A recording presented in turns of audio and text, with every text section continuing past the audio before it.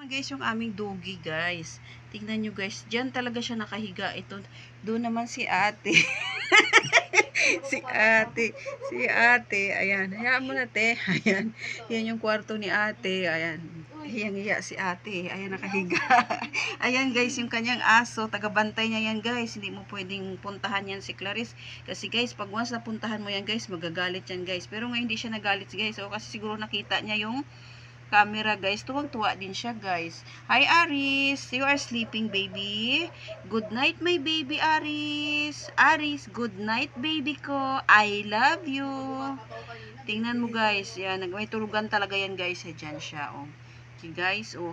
Tapos kapag nandyan na po guys si yung kanyang amo, si Clarice, dyan na yan guys, natutulog guys. Okay guys, sa tabi yan. Pag hindi bumaba si Clarice, hindi din siya bababa guys. Dyan lang sa magstay, nakabantay siya.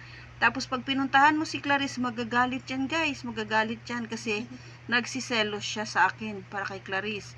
So, see you guys. Ingat po sila. Bye. Thank you for watching.